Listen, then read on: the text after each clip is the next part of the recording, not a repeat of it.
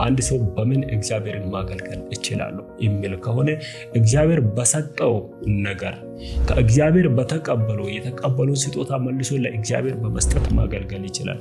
አገልጋይ የሚባለው በፑልፒት ፊት ከፊት ቆሞ የሚሰብክ ወይም የሚዘምር ወይም ፕሮግራም የሚመራ የሚጸልይ ብቻም ሳይሆን ቁጭ ብሎ በገንዘብ የሚያገለግልም አገልጋይ ይባላል። ለታላቁ ተልእኮ ደግሞ ግብአት የሚሆኑትን ቤተክርስቲያን ዲሳይፕል አድርጋ ደቀ መዝሙር አድርጋ ማስተማርና ማብቃት ማስታጠቅ አለበት። ደቀ መዝሙር የሆነው አገልጋይ ደቀ መዝሙር የሆነው አማኝ በምን ወንጌልን ማድረስ እንዳለበት ይታወቃል። ወንጌል አደራ ነው። ወንጌል ሸክም ነው። ወንጌል ነገ ተጠያቂነት ያለው ለምንድን ነው የሚሰብኩ ብሎ አዛብ ሲጠይቀን የምንመልሰው መልስ ሄዱና ለፍጥረታት ሁሉ ወንጌልን ስበኩ ተብለናል ብለን ነው መልስ የምንሰጠው። አማኝ ማለት አገልጋይ ነው። ሁሉም አማኝ አገልጋይ ነው። ስለዚህ ግን ለማገልገል ፈቃደኛ የሆነ ልብ መክፈት ብቻ ነው የሚጠበቅበት። ፈቃደኛ የሆነ ልብ